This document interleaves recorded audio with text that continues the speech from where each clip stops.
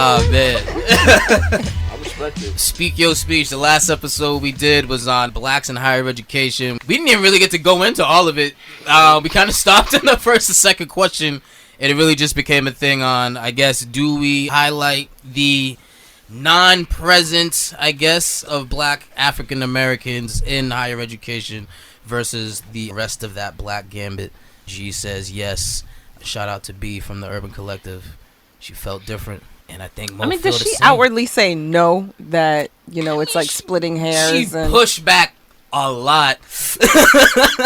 You know, but no, and I'm pretty sure she's making the same argument that Mo's making, where it's, you know what, black is black, and we should focus on all black people. Mm-hmm. But I was like, that wasn't my argument at all, ever. But hopefully Mo is willing to entertain my argument, and I believe it is entertaining. That's true. Yeah, it's very entertaining. But I believe that by the end of this episode, just be like, yo, that was cute. Gee, that was mad cute.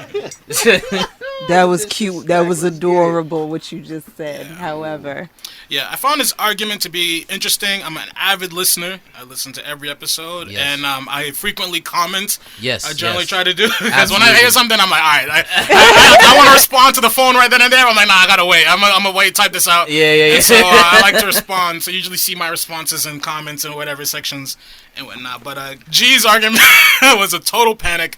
I get the spirit of his argument, but a lot of it was flawed, and that's why I had to go at him. It was a lot of flaws in there, so I was like, "Look, man, I gotta show you the error of your ways." So looks like he's doubling down.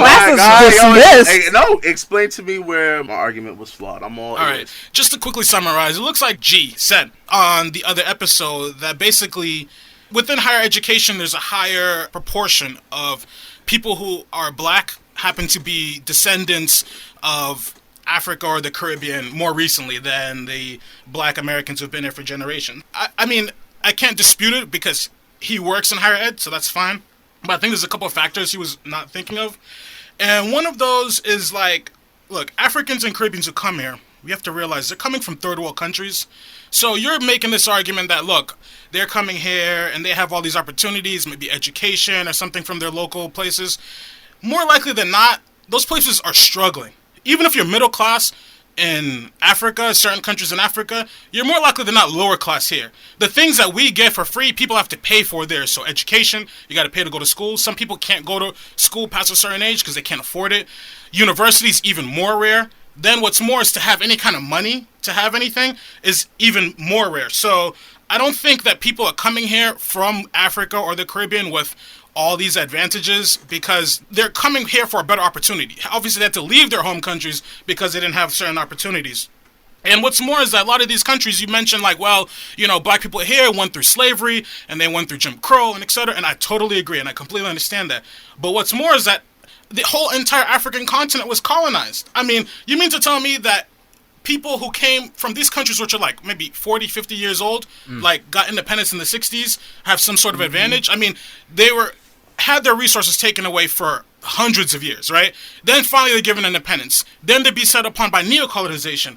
Their countries are messed up. Their leaders are murdered. They put in dictators who mess up the countries, sponsored by the American government, sponsored by the European governments. So yeah, African Americans here went through stuff, but so did we Africans in the continent and in the Caribbean. So I think my ultimate argument is that we all are suffering from white supremacy. But what's more is that when we come here as immigrants, we live in the same neighborhoods that African Americans do. Everywhere I grew up, there was black Americans, Haitian Americans, everybody, right?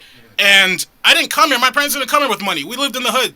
We lived in the projects, you know? It wasn't until years later that my family was able to even get into a house. And I remember G was saying in that last episode that, when the Caribbeans and the Africans come here, they tell the kids not to mix with the African Americans. True. Why? Because blah, blah, blah. But it's like, that's not, you got that from Hidden Colors. I remember that was from Hidden Colors, by the way. Right. That was from Hidden Colors. I remember that. That's That's an argument. Shout out to Hidden Colors and all, but don't play here. Like, yo, that's absolutely true, though. Academia, don't play yourself. Now you own being an academic. Okay. Nah, man. I said I work in academia. Mm-hmm. But So, before she cut you go on. off, No, that's fair. I mean, and that's another point. Culturally, there's always been differences between people who are recent immigrants and non-recent immigrants, right? Because when you're a young kid and you're African, they make fun of your name, they make fun of the way your parents call you or whatever, they make fun of your language and everything. So these are all things that, as you come here, and you're actually in the minority, and even amongst the minority of black people, you're in the minority of those people. So you don't actually get any kind of social equity. You're more so behind everybody else. So that's another point. Then I wanted to talk about the history of African Americans here. You mentioned that, well, okay, African Americans, they're going to school and they don't see other African Americans like them. But there's a history in this country of higher black education. There's HBCUs, there's black Greek letter organizations, there's institutions that have been set up by black Americans here that have predated before even African immigrants were allowed to come here legally. So how is it that African immigrants are coming here with some sort of privilege or whatever, where there's people who have generations of family members within a Greek letter organization or generations at a HBCU and these kind of, foundations set upon them? And then, just lastly, to wrap up, I think the main difference between the groups is a cultural difference, where education in an immigrant's household, no matter where you're from, is generally held in high regard. People, you can't come home with a bad grade. So with that kind of, let's say, competition brought in the household, people are naturally going to work a bit harder and they might get ahead. But that's more of a cultural difference. And to me, you can't legislate cultural differences, especially in a higher education standpoint, because the university is just like, look, we got a black person coming in. They've got this GPA. They meet the qualifications. We're trying to meet a quota. So they're pulling them in, right? And if you're coming from a household where like, look, I'm a cab driver. Your mom's a nurse's assistant. You got to do something because we're trying to get out of here, right? That difference is going to push you further to maybe become a doctor or something later on. So that's the real difference. And there's been studies shown that immigrants usually come here and after about the second generation, they lose that kind of edge, that kind of hunger. And then those grandkids and great-grandkids end up becoming just like the people in the native population. So that's a constant cycle that's always going to happen as generations, as immigrants come to this country. There's always things like that. Yo, but not to cut off your build, but don't you feel like that's a problem also? What's the problem? The fact that by the second or third generation, Caribbean and African families, households, are experiencing the same form of, I guess, lack of motivation or the restrictions to educational access and things of that nature. You don't I'd feel say that's motivation. a I think we all face limited access to educational opportunities, no matter what background you are. Because I went to public school my whole life. A lot of people I knew went to public school their whole life. I didn't have the money to go to private school or nothing like that. So I didn't have that kind of opportunity. I went to school in the city of Boston my whole life, right? And a lot of people I know did as well. So I think that's just a natural thing, a natural selection. And I don't think you can legislate that. I think these are things that we can all agree happen. But to say that it's a problem, we need to do something about it, I think your solution of kind of like, well, we need to force the universities, or I remember the Cornell students were like, well, we need to make sure that black American students get in here. I don't see how you legislate that without hurting groups of black people who happen to come here and having the same issues as you, but now you're saying, well, I'm going to take away these certain opportunities, or I'm going to focus on this particular group as opposed to you because, well, they're having it harder, which you can't legislate. It's a decision that if you decide to put education first, that's your decision, depending on your household, depending on different things. Because there are black American families who do have a tradition that you are going to college. There are some that don't. There are African families that come all over the continent too, because I know you like to mention Nigerians, you like to mention like certain subgroups. But I mentioned the top 3 of black immigrants that come to this country. That's cool, Jamaicans, but then Haitians, and Nigerians. That's the top three, but 3. yeah, but that's still limited because you're not taking But into those account top the whole 3 universe. vastly outpopulate African Americans in top schools. So African Americans, but what about in the population of Africans? Hold on. You see? Then My last point is this. Respect. My last point is this. The issue here is white supremacy, right? We're all dealing with it. I don't care which country you come from. African peoples around the world have been beset upon by white supremacy for generations. The only way out of this hole, the only way out is through unity and by us coming together as a community and saying, this is how we're going to move forward. We're going to focus on education. We're going to make sure all our kids go to school. We're going to make sure all our kids get into college. And this is how we're going to work and build together. Pooling our money, collective economics, etc., etc. I don't think by sowing more division within our small group that already has a small population in the universities is going to help us get anywhere. So, I understood your argument on the episode. I listened to it, but I was like, I just didn't jive with it. I thought it was really lacking because you don't take into account a lot of things that we all deal with, especially African immigrants who come and are no more different than the African American kids here. Really. Mm-hmm. All right. Can I respond now? And all right. Court is in session. All right. Now, if people listen to my argument on episode 46, I never said that we should only focus on African Americans. I just simply said African American students need to be the priority, meaning you have a number of objectives. Objective number one needs to be we need to increase the African American representation at these top colleges and universities, because when you compare them to their Caribbean and African counterparts, they're almost non-existent, right? So now, when we was having that conversation with B from the Urban Collective, I actually didn't have the stats in front of me, right? So she caught me off guard, right? And even though what I was saying was actually still correct, I didn't have the studies to back it up, right? So, Mo, you said so many points, I wish I wrote them down. So I will try to explain why I made my argument, and then I will try to address every point that you came up with, right? So please, listeners, be patient. Grab some coffee. So now, I'm going to read something from the former president. Oh my God. I have to read this because now it's like people got to understand where I be coming from, right? Wait, when was this president in office? This was President Lyndon B. Johnson, Yeah. and this is a speech that he gave at Howard University, HBCU, right? So he says, quote, "You do not wipe away the scars of centuries by saying, 'Now you are free to go where you want and do as you desire and choose the leaders you please.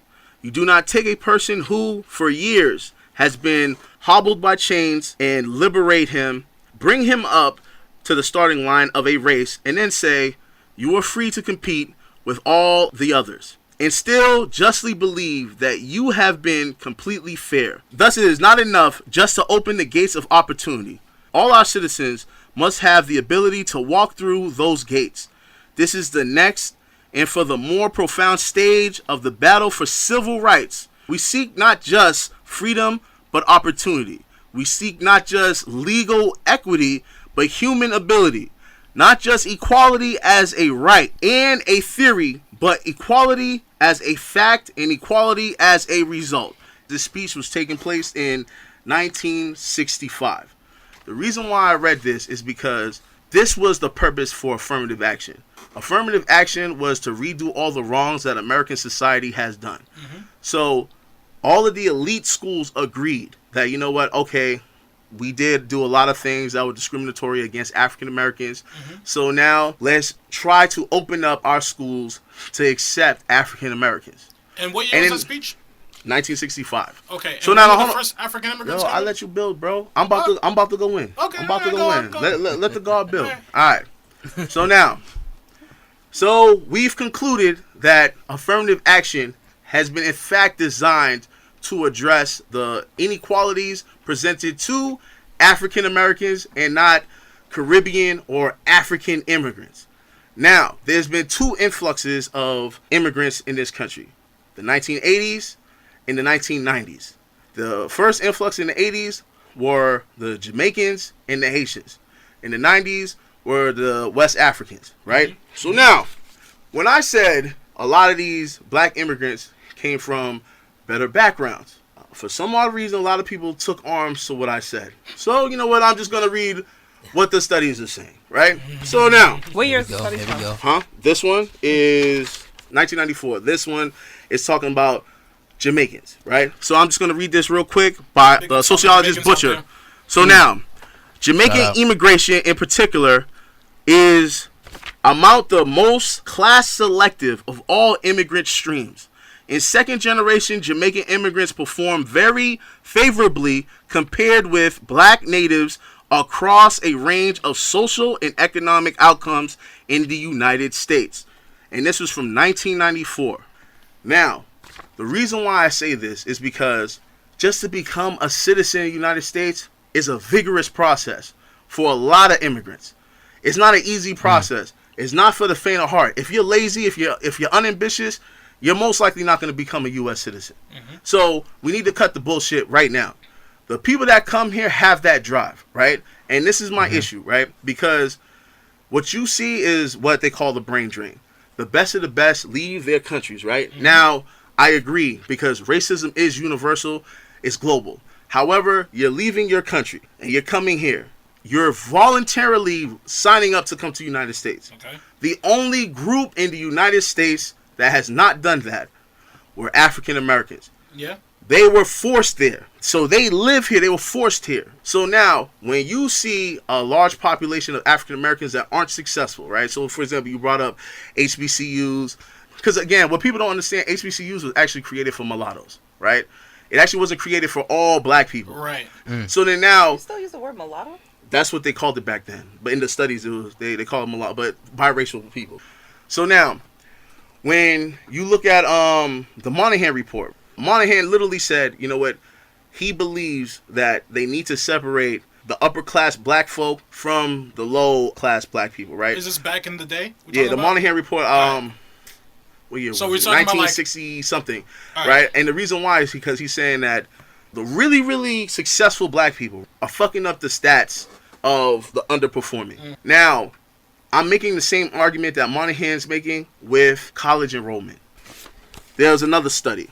In 1988, the National Education Longitudinal Study found that 70% of immigrant black students, their fathers had college degrees. From... College degrees, period. College degrees, okay. Fine. So now, Even though hold they on. I have degrees, to explain something. What was their profession? Because let me tell you, you know how many masters or PhD dudes are driving taxis? Yo, I agree with you, bro. So- I Alright, those agree. degrees However, won't mean a lot up No, here. hold on. Time out. What class does that give How you? much time It's do you have cool. left on that? Yo, hold Yeah. on. Yo, it's crazy how I let him rock, but nobody lets me rock. That's why I was asking how much. So now, all He has right. like So now about I'm gonna 8 read. I'm gonna packets. read something else, right? Because again, I have to show to you that there is a difference between Caribbean and African black citizens versus native blacks, right? So now, this is from the 2004 U.S. Census, right? This is 2004. The median income for Africans is over $45,000. The median income for Afro-Caribbeans is $41,000. The median income for native black African Americans is less than $36,000. So now we can pretend all we want, but there's a clear distinction. Being more educated means you have more economic opportunities, right? So then Depending on your situation. Okay, exactly. but But for most industries, the more degrees, the more certifications you get, the more money you get paid, right? So now, when we as Caribbean and African people come to this country, we have success on our mind, right? We're in this country of opportunity. We worked hard to get to this country. We going 0 to 100 real quick. However, when you look at your African American counterparts, you're talking about people who's dealt with generations of discrimination. You're talking about from slavery to sharecropping to Jim Crow to redlining to the war on drugs. You know, school to prison pipeline. 3 strikes, you're out. Hold on, walk with me on this. You went through those stuff too. I agree with you. However, this is the difference, right? And I'm trying to find it where it talked about, because you said something like, oh, yo, Africans live in the same neighborhoods as African Americans. That's actually not true. Afro-Caribbeans and African Americans do live in the same neighborhoods based on the studies. Africans are a little different. So I'm about to read it. The vast majority live in neighborhoods where 50% of the people in that neighborhood are white. And it's actually true. You could look at Boston. The large West African populations, they live in like Rosendale and Hyde Park. Hyde Park is only like, 54% black. Now, that's a large population in comparison to... Right, in a city that's mostly white. I agree. However, Mattapan is 86% black, where it's like black and Caribbean people. Right. But Africans don't really live in Mattapan. Africans don't really live in Roxbury. Africans don't really live in Dorchester, bro. They literally live in the Hyde Park, Rosendale area. Like, let's just be real. Even if you're looking at Boston, Hyde Park, Rosendale is not like glitz and glamour. What are we Yo, talking about? I never said that. What Hold on. What I'm saying is this: that so by the guys, proximity to white people, that yes, is somehow better. All right, but it's true though. But it actually is true. But it actually is true. All right, look. You see, for example, right? I have cousins, right, that live in Peabody. All my cousins that lived in Peabody, they're all successful now. One is a lawyer. One is a nurse. Yeah. The other one, he has his PhD in physical therapy. He's a doctor. They're successful. Why? Because wherever you live, the schools you go to will generate those types of the income, the neighborhood, is a bit competitiveness safer, for your school, better. And then based upon the school that you go to, certain schools get ranked more than others. For example, I know you went to an exam school, right, in high school. Mm-hmm. You going to an exam school, your GPA, your test scores, and everything far outrank a person that goes to like Dorchester High, English High, Southie, West Roxbury, all of that school. Right. Me and you went to college together. Be honest. Most of the black population from Boston, what schools did they come from? I couldn't tell you actually. I could. Yeah. All the exam schools. Okay. Majority of them, O'Brien. Right. Well, the others were Boston Latin and Latin Academy. Yeah. These are the exam schools of Boston. So now, even though these are public schools, these are the best of the public schools. And then now, let me ask you a question. We went to the same school. Mm-hmm. If you could put a percentage on how many of the black students at our school, other than the athletes, put a percentage on how many were actually African American. I couldn't tell you. I didn't know the whole population of black people. How about this? So I'm going to let you cook and say whatever. Based on your friends. I mean, I had a lot of friends from all over, so whatever. I don't know, 50%. I couldn't tell you. But the thing is, we also live in the Northeast where there's a lot of immigrants. I don't know. No. And then again. But I'm going to let you keep that point. I'm going to keep that point. Let me keep building. Just take that. All right. Well, so now, hold on. I'm going to keep building. Now. The top schools. House of Cards. No. Listen. No. In Boston, this is a major issue that we have universally across all the top ranked schools in Boston. Mm-hmm. On average, black populations on these schools is 5%, right? The school I work at, Woke University, is less than 5%. It's like 4-point-something%. All right. These are problems, especially if African Americans are 13% of the population of the U.S. I'm like, it's just somewhere, at least I'll be comfortable if the numbers were like 13%. The only ones that have numbers like that is actually UMass Boston.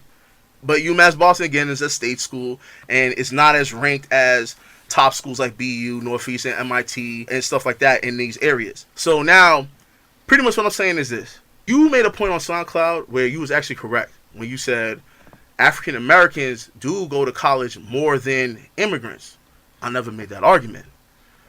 It's the types of schools that I made the argument. If you notice, I said elite, top-ranked schools.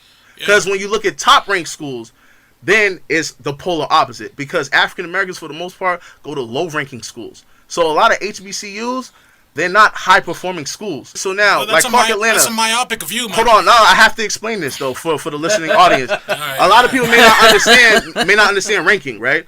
So now, Clark Atlanta, for example, right? The acceptance rate is like 60-something%. Mm-hmm. The average school at Boston is literally less than 20% on average. At my school, it's 12%. That's the acceptance rate. That's how difficult it is to get into that type of school, because it's highly competitive. There's literally HBCUs with the acceptance rate is like 80-something%. That's a problem. That means, if you graduate high school with a 2.0, you could go to these schools. So now, where's the competitive edge? And you got to remember, corporations do partnerships with particular schools because they want the best of the best. Mm-hmm. If you're in finance, the tech industry, whatever, they partner with particular schools because they know, hey, if we get these kids are most likely going to make us money. So now, let's say you got a master's at bumfuck university. That means nothing. So I'm just being honest. So my argument is we need to get more African Americans at the top competitive schools, so that way we could change the dynamic of African Americans. That's the argument that I was making. I never said let's beef up African Americans and disregard Haitians, Jamaicans, West Africans, and all that stuff. I never made that argument. I'm Haitian myself. Why would I discriminate against myself? Never did that. Never said that. For some odd reason, people who are listening to me are saying like, oh, G is saying let's shit on non-African American students. I don't think it's about shitting on them. I think it's that your argument is spirited, and I get what you're getting at, and I see that you're fighting for African Americans, and I totally get it because I think all of us need to be looking out for each other. But I think it's still flawed because you're looking at a small percentage out of a small percentage out of a small percentage. You're looking at, first off, you're only looking at the top, 50 universities, right? So fine, that's out of however many hundreds or even up to 1,000 or whatever universities there are in America, right? So fine, talking at the top 50, which includes Ivy Leagues, which includes some of the top universities. And Ivy Leagues, it gets worse. I'm about to read something. Please, we get it. No, hold on. I need to show y'all. Hold on, time out. But I need to show y'all how severe this is. Hold on, I'll just read this real quick. All right. So, according to a 2007 American Journal of Education article titled Black Immigrants and Black Natives Attending Selective Colleges and Universities in the United States among students at 28 top U.S. universities, the representation of black students of first and second generation immigrant origin was 27%. Remember that number, right? 27%.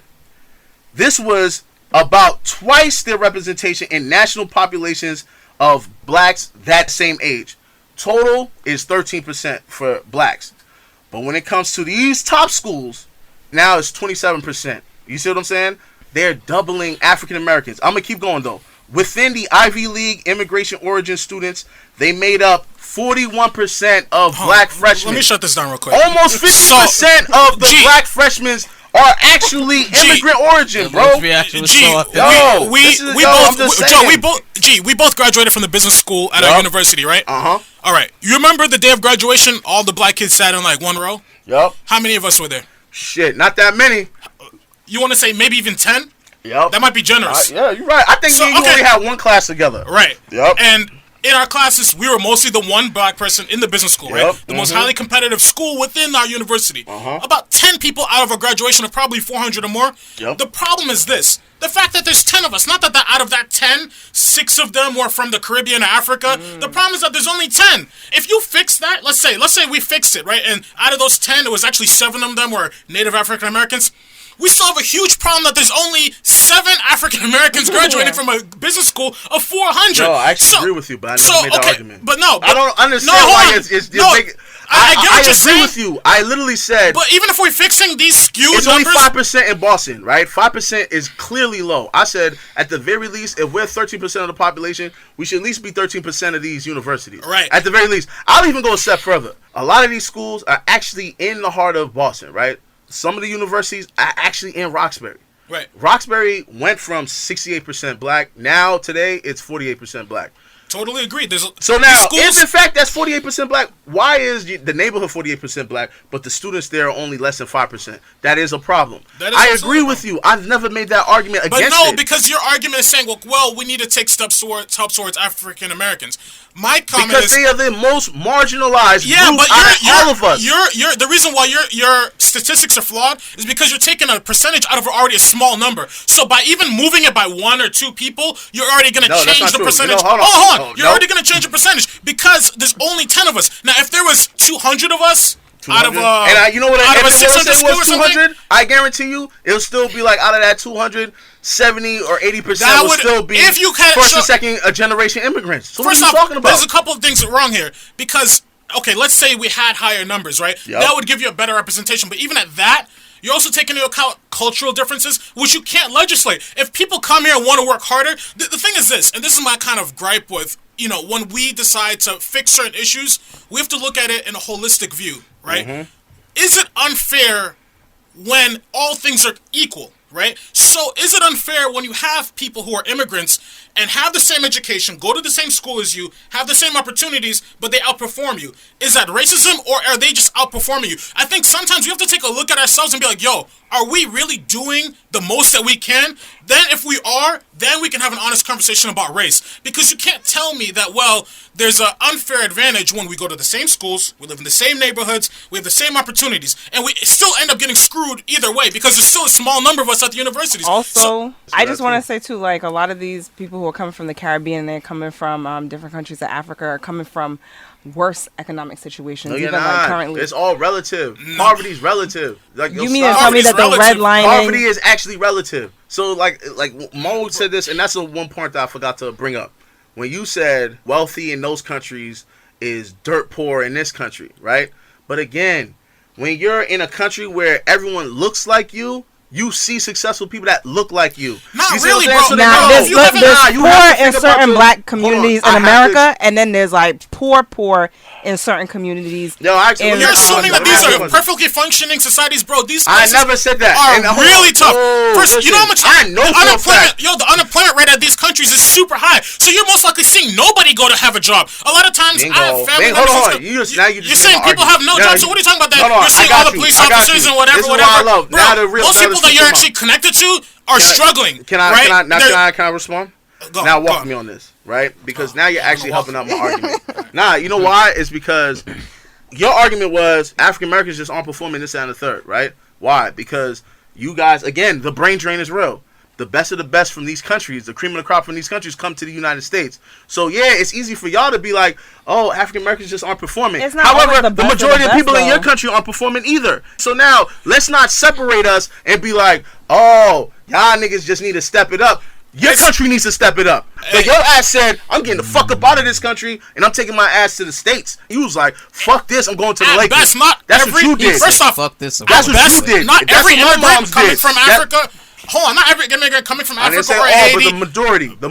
The majority. What are we talking about? Small numbers of small numbers, dog. These things don't make a correlation to the wider population. The wider population is suffering. You're taking a small viewpoint of certain successful people and extrapolating it out to everybody else. When the reality is, most of the reality, even immigrants who come here from a lot of these countries have a lot of issues. Because I can tell you from my community, there's not a lot of us who went to college. I might be one of the only few. There's not a lot of us who have master's degrees or even doing it like that. So there's a small number. Even if I represent, let's say, an African community, right? I'm only one out of maybe thousands that are here in the country. Yeah, you're bullshitting. I don't believe that. Look, you done made that shit up. No. You made that up. I'm telling you for a fact. No, many of us you gotta show me the numbers. Cause I didn't bring the books and encyclopedias with me. No, but they're not showing that. They're saying the polar opposite. So I'm like, yo, because you're looking at specific communities. You're looking at like Nigerians, maybe Ghanaians. But what about the Cape Verdeans, the Somalians, the Ethiopians, the Congolese? There's people from Liberia here. There's people from Guinea here. A lot of those people just work regular ass jobs and they're just trying to make it day to day. They didn't have opportunities. They didn't go to college and not making money like that. I got you. So now walk with me on this, right? So now, do you know anything about the IQ test and things? I don't believe in IQ tests. I actually don't either, right? But however, right, what they say is the group with the highest IQ. I don't know. Nigerians? Well, yes and no. If you separate into ethnicities, Nigerians is one of the top. But they usually say Asians, the Chinese in particular, right? Okay. But again, think why. You got to really think about this. It's because in China, you have to take an exam just to leave the country. Like, you literally have to be the best of the best just to go study in the States. If you do not score high enough on this exam, you can't leave the country. So these kids are stressing, dying, committing suicide over if they don't perform well on this test. So now when they get here, them as well as people from India, they get here, these are the best of the best from their country. So their IQ scores is like 104, 10 this, da-da-da-da. Why don't we They're outperforming even white Americans, all of this stuff. But the reason why is because all the fuck-ups stay in their country. Like Jamaica, Haiti, Nigeria, Ghana, whatever. All of the fuck-ups stay over there. The best of the best come here. And then the best of the best are now competing with all of the victims of white supremacy here in the United States. So when his family, an African-American... but because Rome's the African-American. But let's say an African-American family, right? That's been through generations of discrimination. Generations of flat-out direct racism. You can't compare you coming in this country or you being first generation to his story or their story. You can't do that. Everybody has different stories because even people who are in this country, like you said, light-skinned people had more opportunities. People had certain money opportunities. People lived in the north versus the south. So there's all types of things. You can't take all these things into account and then say, well, let's legislate it and make sure that we can bring the numbers up and exactly whatever. We're still having issues across the board. So I don't think your solution really solves much of anything, to be honest. Yo, listen. I don't think my solution will solve the problem of African Americans not being represented at these top universities. That was my solution. The reason is the representation is so small. What is that the solution? Less than 5%. It's literally investing money into recruiting and retaining these students, African American students. Particularly of African American descent, right? Yes. So excluding people of Caribbean and African descent. But I think he's only doing that because they're already coming through. Thank you. That's what I'm saying. I don't understand why y'all can't see that. I just don't think that it's like realistic that you Yo, think it hold would on. be. Let me say, Yo, how are they I've coming? been in the hood my whole life, and I'm being honest. I went to fucked up schools, but one thing I knew I was going to college. Why? Because I have a family that was like, "Oh, y'all gonna be successful." Okay. I had that. Like, so what was the difference between your family saying you're going to go to college and somebody else's family who didn't go to college not saying it? I think the difference is it weighs on you when, let's say, your grandfather was trying to open up a business and the bank shut it down. Or your aunt tried to purchase a home in a particular location and the bank shut her down. This is what African Americans have went through. Yeah. Sometimes, and I'm not making excuses, but sometimes it's mentally draining. Bro, so then you go like, yo, fuck it, man. You know what I mean? Like, I'll say this. And not to mention, what you said earlier, I actually agree with you. Only a handful of people in every group are ambitious. So, but the difference is, all the African Americans are here. Most of the ambitious Haitians, Jamaicans, Nigerians, whatever, are here. Same thing with Caucasians. There's mad Caucasians That's here my or point. just whatever. So then now, because of that, though, however, we're in a racist, white supremacist society, right? Where white people will always be the majority. They'll always find a way to put them on top. So if they have to make racist legislation or whatever to do it, they will do so. We don't have that luxury. And I'm going to take it a step further. I'm going to be honest. I truly believe this. African Americans are the most righteous people on planet Earth. And the reason why I say this is because they let Africans, they let Caribbeans, they let Latinos come to their communities. And they embrace them with open arms. But the very same people that they let into their homes say, yo, fuck y'all, we not y'all, this and that. No, they don't. No, they do. Yes, they do. Yeah. Yes, they do. I think that you have to be yes, aware. Yes, they do. I think, I think you have to be aware of the way that you say certain things suggest something else. So even though you never said, I'm not saying exclude Caribbean and African people, you did present Caribbean people and African people in this light as if they're this elite group of black people where the cream of the crop come to the country and take the opportunities from the African Americans. That's not true. That's not fucking true. Yes, that's definitely not true. You see, that's not true. I'm arguing with people that don't look at the studies. So y'all are just I work hard. Yes, we can see the reality. We can see the reality. Is simple. You guys came from a black family. There's black people who have never left the country before that will go to the islands and look at the typical way of life as being dirt poor and will look down on that.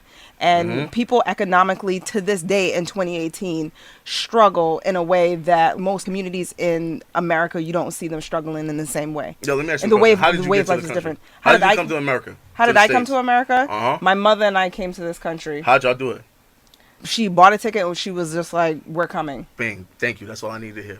Now, do you know how you had the resources to come to this country. But do you know what the resources was? Do you even know how long she saved for a fucking ticket? People that just cannot. Bro, you're talking about work ethic, and you can't artificially create work ethic. So what do you want to do if you can't artificially create work ethic? If somebody has work ethic and you don't, that's just the way it's going to go. Time out. All you can do is motivate for somebody to go further. I'm saying this. If black people invested in our inner city schools, right?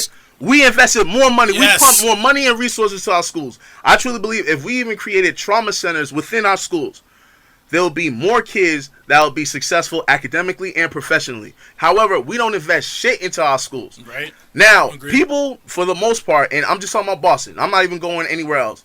But in Boston, the families that are more invested in their kids' education and everything just happen to be immigrants. And immigrants go, fuck that. If I can't afford private school, my kids is going to exam schools, right? And they make it happen. Yeah, right? But you can't just get into an exam school. You have to take an exam. Yeah, you have to take the test and all of that stuff. And you know how many of us are at the exam school? Yo, listen. About, minuscule. Hold on. However, though, the majority of those in the exam schools are African American. Let's just stop and let's not play games. So we took the same standardized exam, right, as everybody else, but somehow because your upbringing has to factor in. And upbringing, you keep saying things. You keep saying things. Work ethic, upbringing, culture. Right. These things can't be just put on somebody. No. Unless you decide. Hold on. I think programming and influence have something to do with it. I need y'all to understand this. If you're coming from a household that is pushing education, most likely 9 out of 10 times. What's prohibiting black American families from pushing education? If you allow me to finish my point, then I think you'll understand my argument. Right? Thank you. You said cable? A lot of bullshit. Yeah. Hold on. So now, but again, this is what you got to understand, right?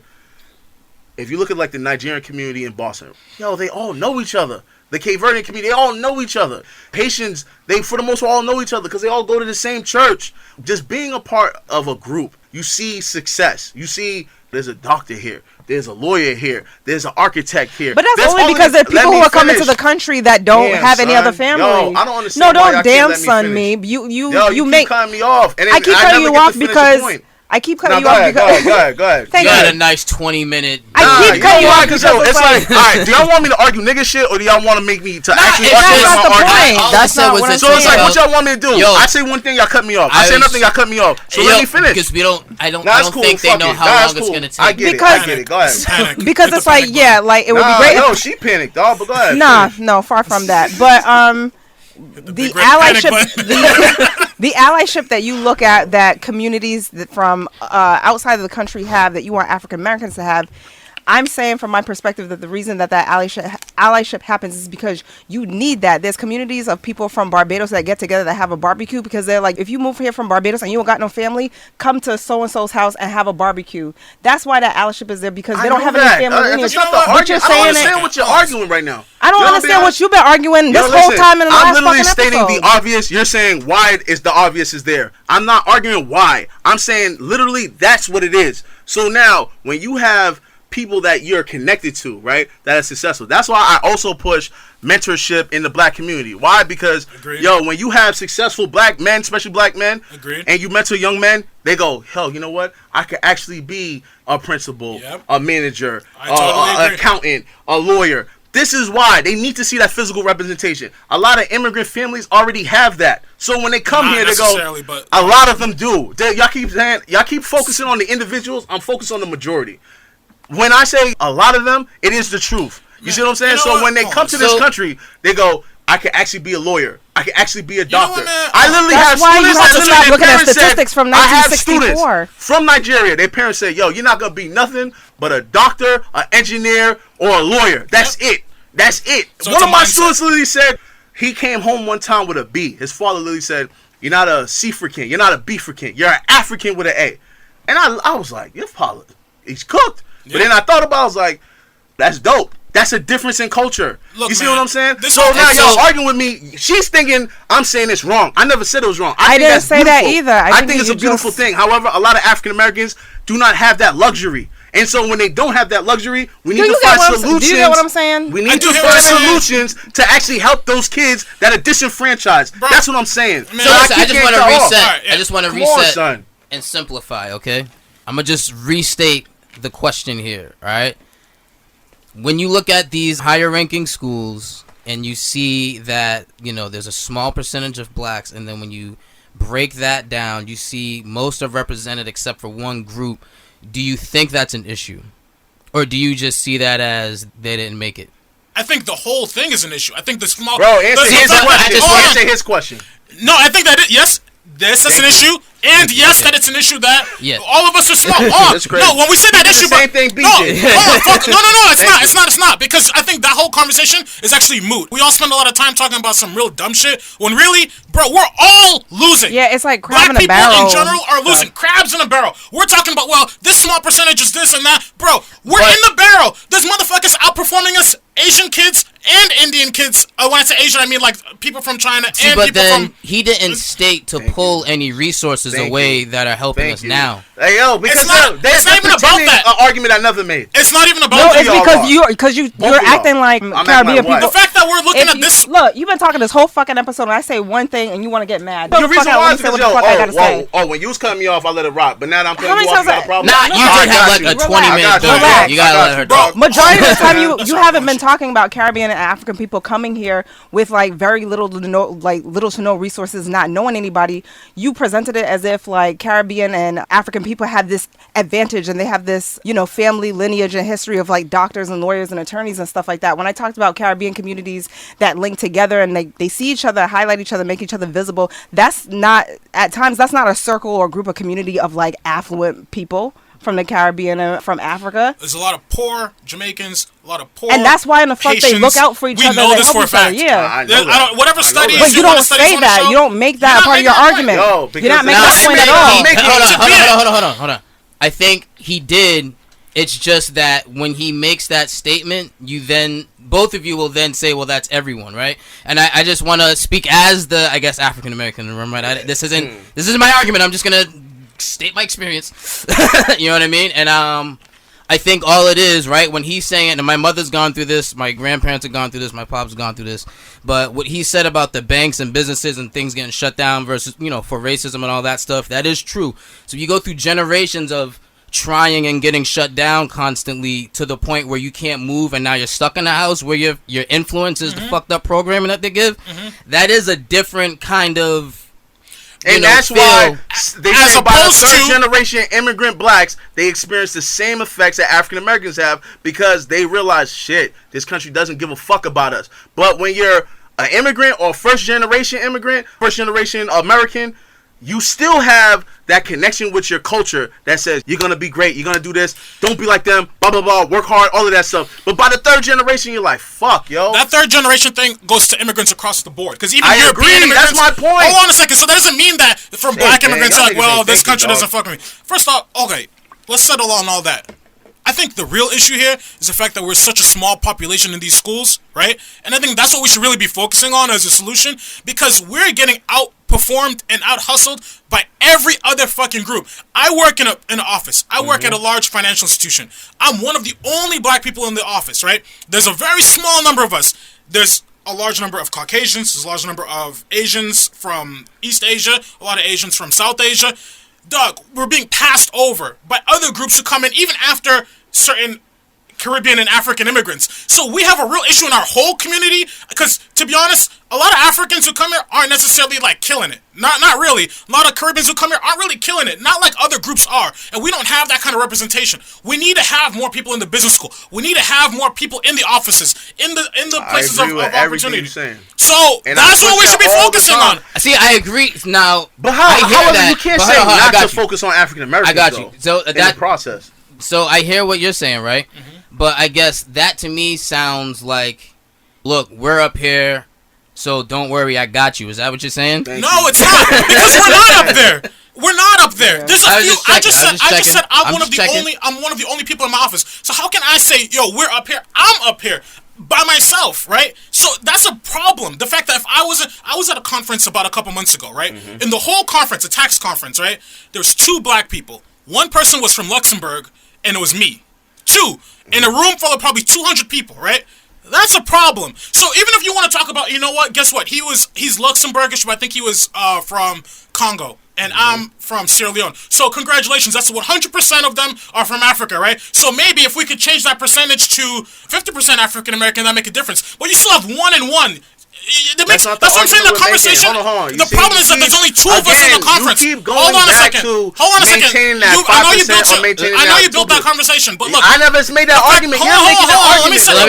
Let's guess. Right. The fact of the matter is, at that conference there was only 2 of us, right? So we need to make sure that at the next conference there's 50 of us. Yes, including African Americans. I agree, including all of us. But the thing is, African Americans. What you're suggesting is a solution. Hold on. By nature, no. Let me finish. By nature, your solution has to exclude people, because you're saying You're saying let's put a focus on Native African Americans. Yeah. But by doing that, that means you can't give that same help to those other people who are African and Caribbean. What are you talking about? So how is that possible? I'll give you another example. You know, at my school, they literally have a focus to recruit more Native Americans. They literally created a center for Asian American students. Why? Because they're like, Chinese immigrants that come there, yeah, sure, they're outperforming, and yeah, the acceptance rate for Asians are usually 100%, but not the same for Asian Americans, right? Because they've been Americanized, so they don't have the same ambition or drive like their Chinese counterparts. So they literally develop resources for them too. I don't understand why, if we say, yo, we need to put more focus and more emphasis on African Americans, that means let's take away from don't Caribbean take my bread away, bro. I never said that. You can literally do multiple initiatives. There is no bread there for them.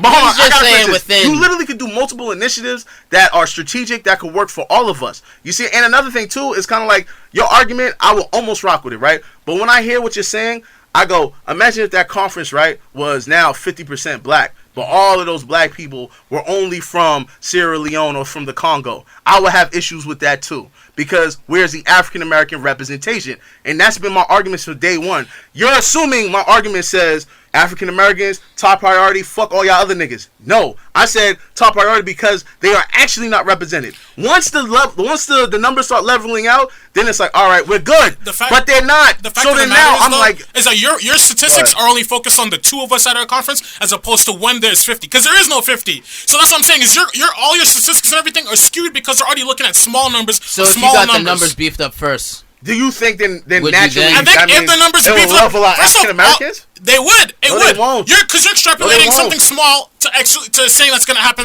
when the numbers get bigger. Happen? It doesn't necessarily work that way. If they accepted more black students, you know what it would be? It'll just be more black Caribbean and black West Africans in these universities. That's what it will be. You know what I'm saying? I disagree. Because we're all in the same... We No, go you're to the same not. schools. We're not all in this. So then, if we're all the same, then how come it doesn't reflect in the enrollment numbers?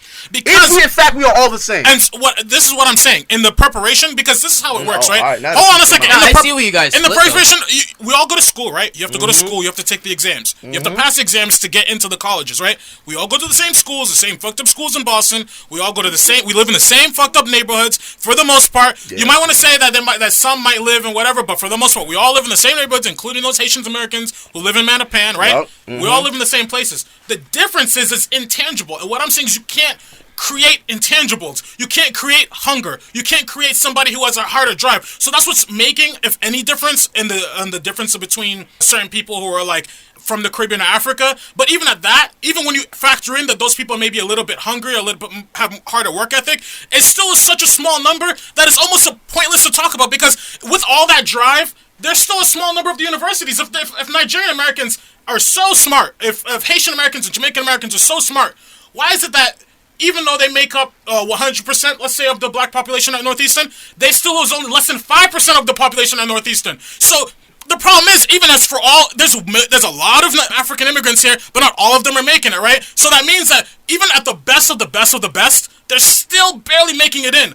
With the help that we say that, we're giving to African American, or that's supposed to be for African Americans, was given to them. Even with all that, even with their harder work ethic, even with whatever, they're still only making up less than 5% of the school. I agree with what you're saying, bro. That's the problem. That was my whole point of this conversation. Hold on. How about this? My question to you then would be, how would you solve the problem of enrollment then? And I'm not even going to say African Americans. That's blacks. It's not about enrollment. It's about preparation. Because I think when we fix the preparation, we fix the enrollment, right?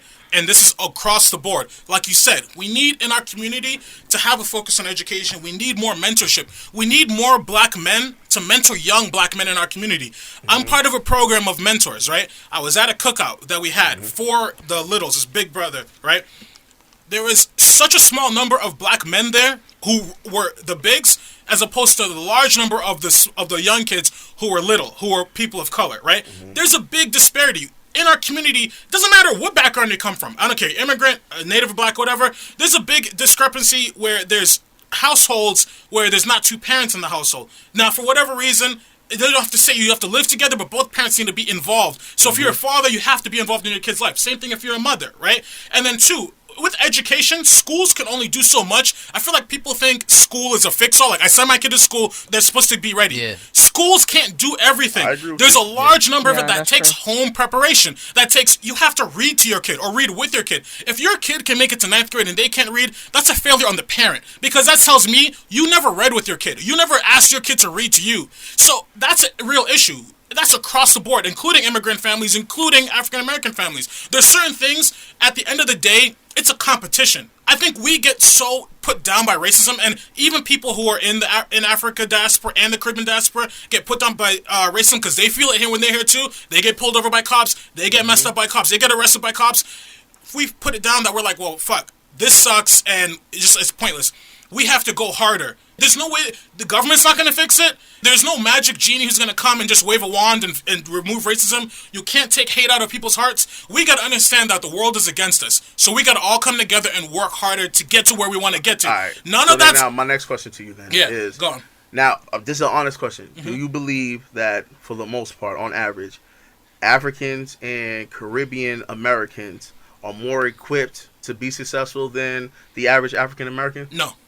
Okay. All right. I disagree with that, because unless you can show me an immigrant family or a number of immigrant families that come in with money to put the difference between the better, let's say, Caucasian group is because a lot of them live in neighborhoods in cities and towns outside of the inner city, because even Hyde Park and Mattapan and Rosendale are still inner city. They live outside the inner city where their property taxes can make sure that their kids go to a better school, better teachers, more resources. Yes. Look at Brookline. They have extra money that they donate so that their kids can have extracurricular activities that kids in inner city schools can't, right?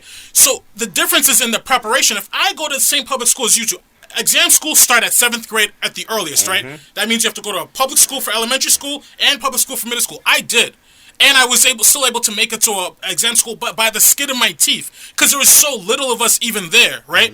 So that shows that there's a huge problem in our community schools and in our community in terms of, like, if the school can only do so much. Teachers have 30 kids. They can only... I agree, that's a problem. That's a problem, right? And we're asking the government to change, but they're not doing anything. No matter if we vote Democrat, Republican, don't really matter, right? That means that we're the gap.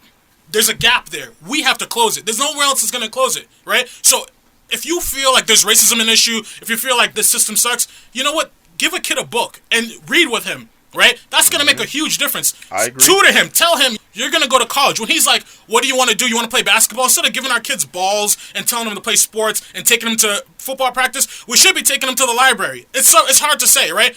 There's only 450 NBA players, right, in the whole world.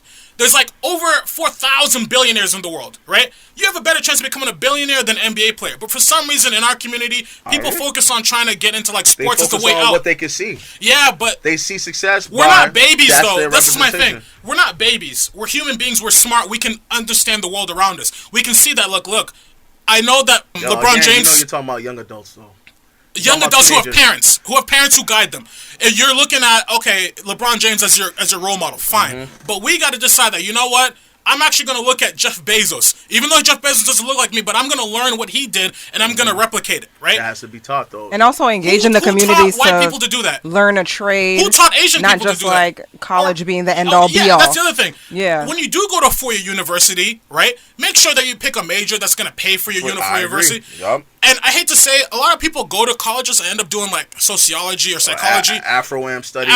Shout out to those majors. I'm not saying shout out to y'all, though. Those are dope if you want to be a teacher. Those aren't necessarily bad, but in the reality is when you're paying $400,000 for 4 years of university, that means that you got to come out and look at what are my monthly payments for my loan and what is my salary. Can I afford this? If you can't, don't pay for it. You know what I mean? A lot of people get into debt, get into messed up situations, which doesn't help us. College is supposed to be the springboard, ends up being a weight, bringing you down, right? I agree with you. Go to a community college for 2 years, then decide if you want to go to a four-year university. We have to have these kind of conversations and think about, as a community, how we can be strategic to move people forward from a young age, as opposed to being like, yo, well, these people are doing better, and this, whatever. Right, it's too, like, it becomes too, like, a seat at the table-y whenever we have those conversations, too, like, just trying to build more, like, resourcefulness.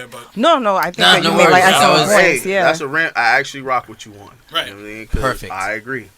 Perfect, because we're right at that time where we should start to wrap up. Does anyone have anything else they want to get out before we... I just want to say one thing, and then I'm going to close.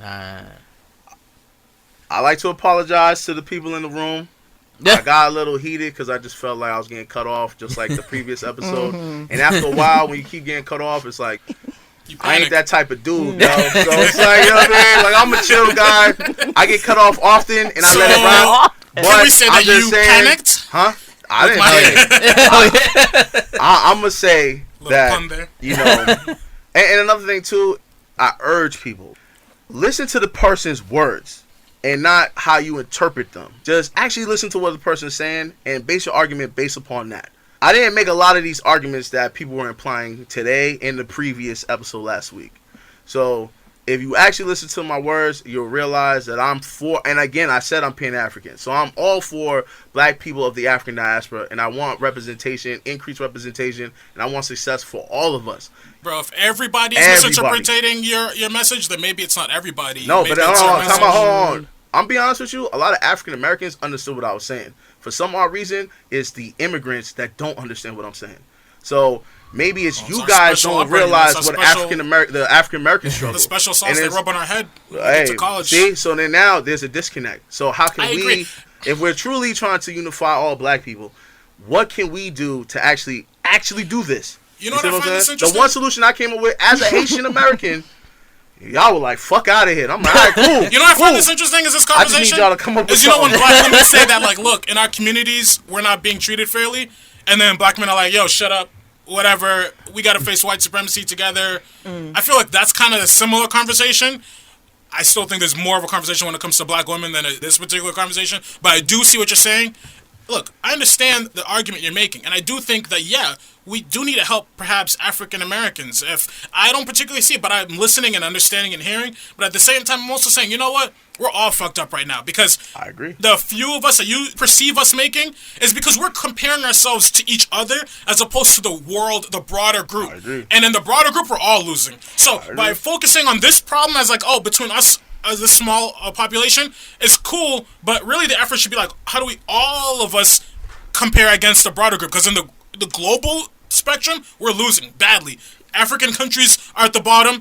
Caribbean countries are at the bottom. African Americans, including African immigrants and everybody in America, African Americans at the bottom. very bottom. That's the difference. So you're talking about the bottom of the bottom. So the That's crabs the in the worst. bucket. Yeah. So we're talking about crabs in the But bucket. I'm being honest with you. I'd rather be that top crab than the one at the bottom of my And that's the neck. problem. Yep. And that's the problem. Yeah. Because that's a pointless. It's Congratulations! never pointless. Hold on, Congratulations! it's You're the never top. pointless. You're the top of the bottom. Because remember, here's your prize. To me, it's like the whole You're a nigga. Sankofa. No, I feel like yo. That's what white people. That's but how hold on, everybody. time out, but there's- Congratulations! You're the top of the niggas. I, Congratulations! Here's your prize. hold on. I agree with you, but however, there's always strength in numbers, right? But what we have in our community is individuals go, yo, I made it. Y'all figure out a way. And I'm being honest with you, right? And I'm dead serious when I say this because I realize this even with Haitians. Literally, Haitians will outwardly disrespect African Americans and be like, yo, we're not them. That's We're the different. problem. This and That's that. the problem. That's a clear problem. But however, you live Do in that African community. Americans do the But same? you Yeah, live right? there. Hold on, but this is the difference, though. African Americans don't really have power or resources. So if this And one immigrants do. no, listen to what I'm saying. He's proving my You can- point no, that I was no, saying hold on. earlier. A person could make fun of you, right? I grew up Haitian. I got made fun of for being Haitian. HBO. But look at the people that were making fun of me. I'm gonna be honest with you. Most of them never graduated high school. A lot of them dropped out. A lot of them got locked up. All of this stuff. So it's kind of like I had pity on them. You feel me? Because I'm where I'm at today. Where are they? You get what I'm saying? So it's like, yeah, you could be mad at what happened to you in middle school and elementary school. Right. But now we're adults. That's So kids. now think about, as adults, we go, damn, I'm better off than my African American brothers. How can I help my African American brothers? Yeah. A I don't lot think you of should us- judge people as children, yo. Huh? Yeah, I don't think you like, judge people as children, like, or as they were as children. You know what I mean? Yeah, there's a lot of African Americans that are doing better than. There's a lot. No, There's also, we I'm have such a saying myopic view. the- when you go to the South, I'm talking about the police argument chiefs, of the like doctors are all people. black American. Oh yeah, I'm talking about the Right? argument of people making So- fun of you. I'm saying that is something that happened Yo, when you were all a child. kids get thank you. All kids get made fun of. Yeah. Now I agree. Africans and Caribbeans get made fun of the worst. I'll be honest. You know what I'm saying? So do Asians. You know what I'm saying? Like a lot of groups, if they're around amongst other people, they're gonna get made fun of. Yeah. Yo, because you're the minority. No one's saying it's right. However, when we all grow up, we realize like, yo, you know what? They were immature. They were children. To internalize that and be like, yo, fuck it, they ain't look out for us, so Right. fuck them. Why? You see what I'm I saying? don't We're think all, that's the if we're case. truly I don't all think- in the I don't- struggle I don't believe together, that's the case. if we're truly all in the struggle together, then we should be like, you know what? All right, I'm Haitian. You're African. You're African American. Let's just all come together and be like, yo, let's just build. Let's focus on that. So I agree with you on that point. But in the process of focusing together, we have literally like, what, 4 people in this room? 4 people, and then we go like, yo, we're going to do whatever we can to uplift all blacks. But in the process of uplifting all blacks, we see one group fall by the wayside. I'm saying we should put a little emphasis on that group right there to build them up with everyone else. That's all I was saying. That's not all you were saying. You That were is. also, Well, that was the you were initial also That is point. what I saying was some other saying. stuff about, That is what I you was know. saying. There's this horse. I in the think middle when of you the saying a road. lot start, no, more no, than well, that. I think we've when been you kicking go, it, it's still just not moving. nah, I think that was his initial point. But when people don't see it initially, Yo, because it if turns into y'all a wanna back argue and forth, with the and that's with when all these stats, other things you get wanna said. argue with the anthropologists. You want to argue with the Listen, economics. You want to argue the with the stuff from economists. 1964? But listen, Go ahead. But but I have to say There's this, lies, right? there's damn lies in this. Yeah, wrap it up. But I have to say this, right? You gotta be. And I know people get mad at me when I say this, but it's like, yo, research is key. Studying, reading is fundamental. We can argue about our individual experience all we want. And I always say I can't argue emotions. So if you felt like that, that's what's up. However, stats and sociology is conducted for a reason, because they study groups for a reason. So yeah, maybe your family was like fucked up in these streets, but if the majority of those people aren't fucked up, then you can't make an argument and say we're all fucked up. No, you're not. And that's the only thing I was saying. And the fact that I literally read that focus on the Jamaicans in particular and say they have the hardest immigrant process. You literally have to be somebody. You have to be a person of ambition and things of that nature to become a Jamaican American citizen. They're literally one of the highest groups. I think they're ranked number 1 in the United States. It's them, then it's the Haitians, then it's the Nigerians. So I hear what y'all are saying. But when I'm bringing out stuff, I don't want y'all going like, that doesn't represent me, so fuck it, he's lying. That's I'm not what lying. anybody You said, know what I'm saying? Nobody said it doesn't represent me, so therefore. Because y'all did say, yo, that's not true. I'm like, it is true. But y'all like, there's a lot of people that are poor. I know that. I never said they weren't. They never came out my lips. But you guys interpreted it a particular way because y'all are invested. But instead of y'all looking at it. You're clearly a lot more invested than you know why? Yeah, because I actually work in this. Yeah, because I actually work in this field where I actually see no representation of African Americans. And it really bothers me when I hear non-African Americans dismiss that shit. It's really fucked up. If we truly are about our brothers and sisters, then we should be like, yo, you know what? G, what can we do? As opposed to like, yo, who gives a fuck? We're all struggling. But if we're all struggling, however, you're struggling a little less than your brother, you should be like, hey, how can I help my brother? As opposed to going like, yo, man, yo, fuck it, yo, you figure it out. All right, word. Good. We're going to wrap it. I like how you cut me off. That was good timing. That was perfect. So I'm going to catch that space right there. Yo, Mo, thank you for coming through, yo. You know what I mean? Shout out. Thank you guys. Very much appreciated. Appreciate it. You know what I'm saying? Keep getting on us in the comments, too, yo. I will, man. If y'all panic, I'm going to let you know. And be like, hold up, right there. Check cats, dog. You know what I mean? But, yo, we're going to wrap it. Thanks for listening. Thanks for tuning in. And let us know what you think, yo. Jump in the comments. Day and night. No. You know what I'm saying? Mo is on the Instagram, yo. You know what I mean? I know the YouTube be lit. I'm trying to get Twitter popping. You know what I'm saying? But make sure you follow us. Upanic, upanicd.com. Go down to see Join the Convo. Do so the best way you know how. Follow us on Facebook, Instagram, and Twitter. And join these discussions. And, yeah, that's it. It's Upanic. It's Upanic. Talk to y'all next week. What can you tell me? What you gonna tell me? How you gonna tell me? How you gonna tell me calm down? When you called, I came around. You switching now. Damn, that ain't my style. So what can you tell me? What can you tell me? What you gonna tell me? How you gonna tell me? How can you tell me calm down? When you called, I came around. You switching now. Damn, that ain't my style. So what the same fool was for a year. Started off black and they ended up gray. Hey. To my dismay, hey, then the niggas ain't the same, hey, and I learned how to cook in my kitchen, then I go push at the pizza shop, hey, put that thing in my back if it's hot, hey, and I pray that I get to the top, hey, if you help me out, I ain't forgot, hey, niggas different, I tell you apart, hey, I could tell you just playing a part, hey, I could tell you just playing a role, hey, and you ask me why they call me peon, hey, cause I don't give a fuck by no bitch, hey, be with you one night, next they forgive, hey, what can you tell me? What can you tell me? What you gon' tell me? How you gon' tell me? How you gon' tell me calm down? When you called, I came around. You switching now. Damn, that ain't my style. So what can you tell me? What can you tell me? What you gon' tell me?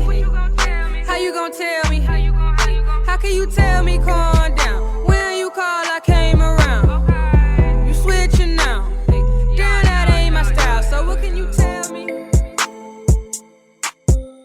What could you tell me?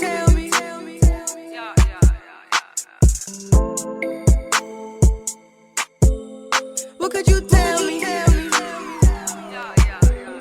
Hey, look around me, all I see is pain. Hey, look at myself and I see the same. Hey, but a player gon' always recoup. Stay on this stock or regroup. Hey, this right here ain't nothing new. Hey, I'm telling the honest truth. Hey, and I've been through some things that you wouldn't imagine. Most of that shit shouldn't happen. What can you tell me? What can you tell me? What you gon' tell me?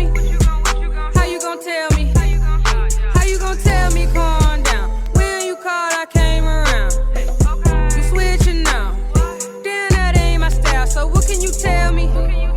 What can you tell me? What you gon' tell me? How you gon' tell me? How can you tell me, Corn?